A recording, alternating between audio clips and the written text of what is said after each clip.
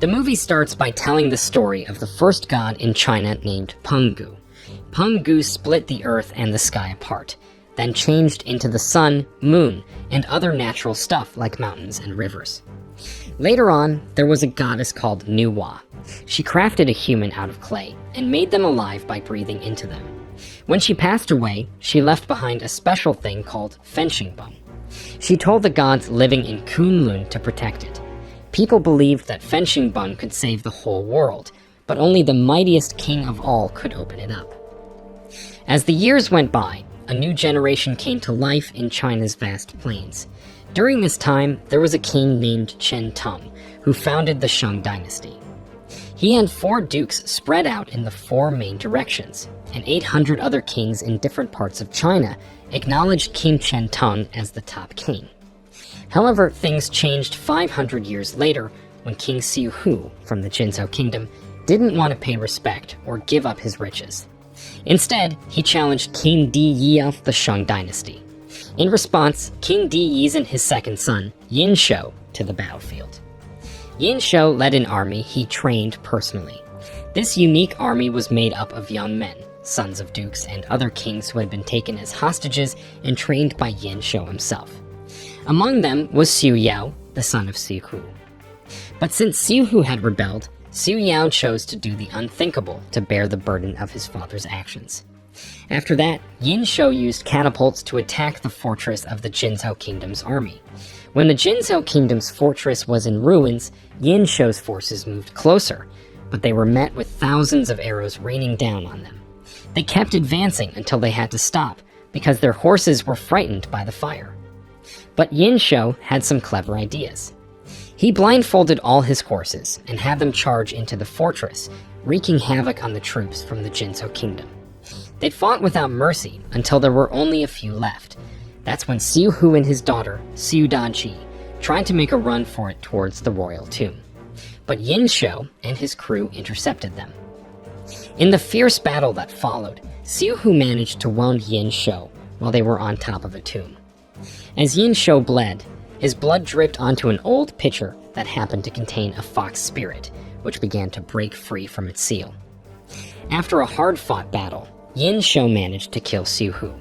When Daji saw her father fall, she decided to do the unthinkable to protect her honor. Shortly after, an avalanche buried the area. When it was all over, the young warriors were surprised to find Daji still alive, albeit looking pale and acting strangely. It turned out she had been possessed by the fox spirit from the pitcher. Initially, Yin Shou's followers wanted to harm Daji, but they couldn't resist her mesmerizing beauty. When Yin Shou saw Daji, who was incredibly enchanting, he decided to take her along with Xiu Hu's head to the Shang Palace. At the palace, he presented Xiu Hu's head to his father, King Dayi. While Yin Shou tended to his injuries, Daji suddenly approached him and licked his wounds. Unexpectedly, this healed Yin Shou completely, and Daji learned that Yin Shou's deepest desire was to become the greatest king of all. She offered her power and body to help him achieve that desire, and Yin Shou eagerly accepted. Not long after, they threw a big party to celebrate their victory. But Yin Shou's older brother, Yinshi, went crazy and killed King Di Yirite in the middle of the celebration. The soldiers quickly surrounded Yinshi, and eventually one of Yin Shou's soldiers, Ji Fa, who happened to be the Duke of the Western region's son, had to put Yinshi down. Now, with both King Di Yi and his eldest son gone, the throne of the Shang kingdom was supposed to go to Yin Shu. Meanwhile, up in Kunlun, the gods were having a chat about giving the Fengshenyanyi to Yin Shou. After their discussion, one of God Yuanshi Tanzu's disciples, Zhang Ziya, bravely offered to give up his 40-year earned immortality to deliver the Fengshenyanyi to Yin Shou. God Yuanshi Chanzu reminded Zhang Ziya that he'd lose his immortality, but Zhang Ziya was ready for it. So he set off on his journey, taking his 2 disciples, Na Zhao and Yang Jian, with him. A bit later, Yin Shou had a coronation ceremony. But during the event, the palace seer predicted trouble down the road because of the recent royal family murder, which put a curse on the Shang dynasty. When Yin Shou heard this, he promised to build a big wooden tower as a ritual to make the gods happy and protect the land. That night, Yin Shou's son, Yin Zhou, accidentally spotted a fox spirit eating a palace worker. Without thinking twice, Yin Zhou tried to catch it, but the fox spirit was quick and escaped into Yin Shou's room. When Yin Zhou got there, he saw his father and Daji getting all cozy. A little while later, Zhang Ziya and his 2 students arrived in the Shang Kingdom and noticed a stack of wood being piled up for Yin Shou's ceremony to the gods. Sadly, they were mistaken for slaves by one of the Shang soldiers. This really upset Nezao, who tossed the guy and accidentally hit an elephant, making it go crazy and causing chaos. It almost knocked over some big wooden block. Na Zhao and Yang Xian luckily caught those blocks just in time to prevent them from hurting other workers. By chance, Yin Zhou saw their abilities, so he brought Zhang Ziya and his 2 students to meet King Yin Shou. Yin Zhou hoped they could help his father break a terrible curse. Meanwhile, an alchemist named Shen Lingbao was meeting with King Yin Shou to show off his ability to remove someone's head without killing them. He thought it might help Yin Shou with some ritual, but mastering this skill would take thousands of years, and Yin Shou didn't have that kind of time. So, he quickly sent Lingbao away. Not long after, Yin Zhou showed up with Zhang Ziya, Nizao, and Yang Jian. Zhang Ziya explained they had brought the Fengshenyanyi for Yin Shou. It was believed to be a powerful object that could break any curse and become even stronger with human sacrifices. Upon hearing this, Yin Shou planned to sacrifice more people to make the heirloom more powerful.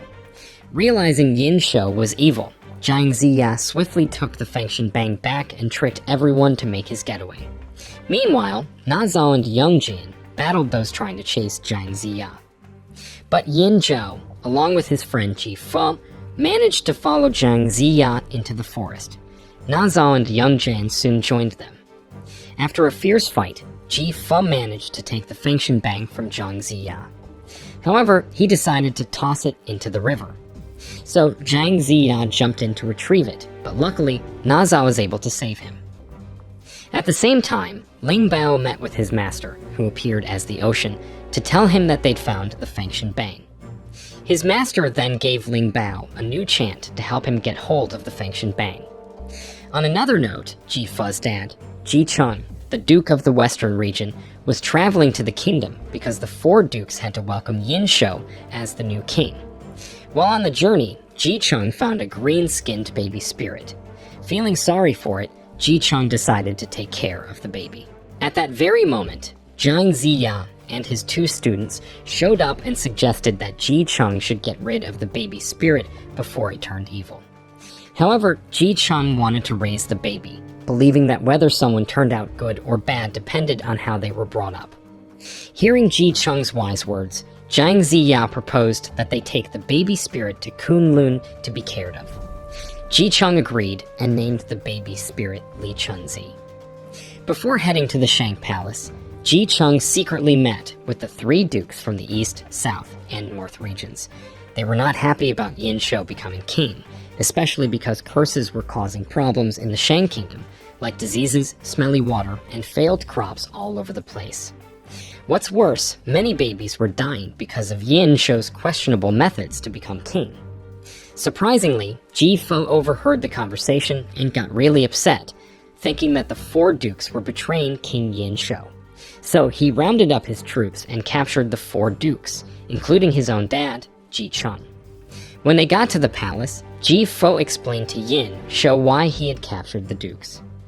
Hearing this, Yin Shou told his 4 warriors to execute the dukes, even though they were their own fathers, accusing them of betraying the king. In return, the 4 warriors would take over their father's positions as dukes. Chong Yin Bao, the Duke of the North's son, didn't waste any time and killed his father to secure his position. But the son of the Duke of the South refused and attacked Yin Shou.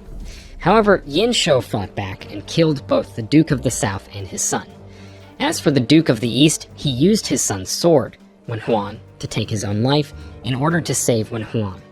When it came to Ji Fe's turn, he cleverly argued that his father should take the blame for the other 3 dukes' betrayal, so Ji Cheng should be executed publicly. As a result, Ji Cheng was spared from death and instead got imprisoned for a little while. On that night, while Yin Shou and Daji were taking a bath together, Queen Jianyi showed up and asked Yin Shou to end her life, considering he'd already caused so much harm. Jianyi hoped her death might make Yin Shou realize his wrongdoings, but Daji, who had become Yin Shou's favorite concubine, stepped in and told Jianyi to enjoy life instead. At that moment, Jianyi tried to harm Daji, but Daji turned the tables and ended up killing her instead. When Yin Zhao learned of this, he got really angry and wanted to kill Daji. However, when he got to Daji's room, he found the white fox he had been chasing earlier, and it turned out to be Daji in fox form. Yin Zhao got even more furious and attacked Daji. She managed to dodge all his blows, and when Yin Shou stepped in to intervene, he thought Yin Zhao wanted to harm him. So, he ordered his soldiers to capture Yin Zhao. Yin Zhao then leaped from a balcony to escape. Thankfully, Ji Fu was willing to help him get away. The next day, Yin Bao accused Ji Fu of hiding Yin Zhao. They argued until it turned into a fight. Fortunately, Ji Fu's older brother, Ji Cao, came to help Ji Fu out. On that night, Ji Cao met with Yin Shou and begged him to spare Ji Chun. He even offered to take Ji Chun's place and face execution so that his father could be set free. Yin Shou agreed to Ji Cao's request. After killing Ji Cao, Yin Shou cooked a meal from his flesh and served it to Ji Chun. At first, Ji Chun didn't realize what he was eating and enjoyed the meal.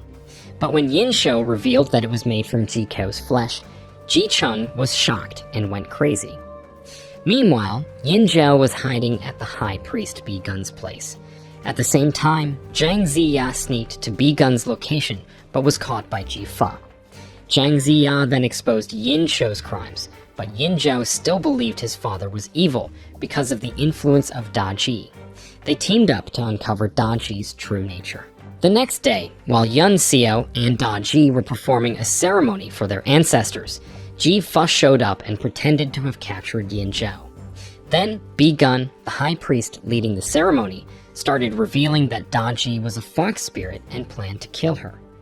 However, Yin Shou, who had fallen in love with Daji, stepped in and stopped Bi Gun's actions.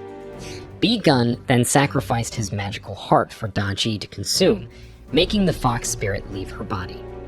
As Daji ate Bi Gun's heart, the fox spirit emerged from her. Yin Shou knew about the fox spirit, but didn't seem to mind. Yin Shou explained that he had unsealed the jar containing the fox spirit, making it obedient to him and ready to do whatever he wanted. He even admitted that King Deyi's death had been ordered by the fox spirit. Bi Gun was shocked by Yin Shou's confession and believed that the Shang dynasty was in big trouble. Meanwhile, Yin Zhao was deeply disappointed in his father and tried to attack him. Unfortunately, his attempts failed and he was captured by other guards. The fox spirit returned to Daji's body, and Yin Shou ordered Ji Fu to kill Ji Chun. If Ji Fu succeeded, he would become the crown prince of the Shang dynasty and Yin Shou's heir. Ji Fu reluctantly followed Yin Shou's command and went to see his father. The next day, Ji Fu brought a wrapped, severed head. Meanwhile, there was a public execution of Yin Zhao. However, when it was time for the execution, Ji Fu suddenly attacked Yin Shou. Not only Ji Fu, but also other young soldiers rebelled to rescue Yin Zhao. When Yin Shou opened the cloth that Ji Fu had given him, it didn't contain Ji Chung's head, but instead soil. In the chaos, Yin Bao, who was greedy and still supported Yin Shou, approached Yin Zhao and beheaded him without hesitation. Shortly after that, Na Zhao and Yang Jin appeared and carried Yin Zhou's head and body to Kunlun for healing. Meanwhile, Ji Fu was still locked in a fierce battle with Yin Shou. Eventually, Ji Fu managed to stab Yin Shou with his sword and put him in a barrel. Later, Ji Fu escaped with Zhang Ziya and some other young rebels. As for Ji Chun, who was still alive, he was riding a horse to get away but was stopped by Shang troops. Luckily, he was rescued by a green-skinned creature descending from the sky. The creature turned out to be Li Chunzi, the green spirit Ji Chung had saved when he was a baby. This time, Li Chunzi returned the favor by rescuing Ji Chun and taking him to his hometown, the city of Siki. Meanwhile, Ling Bao transferred his soul into 2 lion statues to chase after Ji Fe and Zhang Ziya. However, Ji Fe realized that the statues were after Zhang Ziya, who had the Fengshenyanyi with him. Ji Fe and Zhang Ziya switched clothes to trick the statues. Then Ji Fe rode his horse to trap the first lion statue in the forest, and led the second lion statue to a waterfall. He even shot an arrow into the second statue's eye before jumping into the river. Not giving up, Ling Bao sent a group of crows to search for Zhang Ziya. After a while, Ji Fe managed to escape the river's flow and returned to the city of Siki, where he reunited with Ji Cheng. After the battle settled down, Da Ji left the palace and found Yin Shou dead. She used her fox spirit powers to bring Yin Shou back to life. Meanwhile, Zhang Ziya was peacefully fishing by the river when he noticed a group of crows sent by Ling Bao. Sometime later, when Zhang, the chief general of the Shang dynasty, who had been away at war for a decade, finally returned to the capital along with his generals, including the 4 giant demon generals, and the story continues.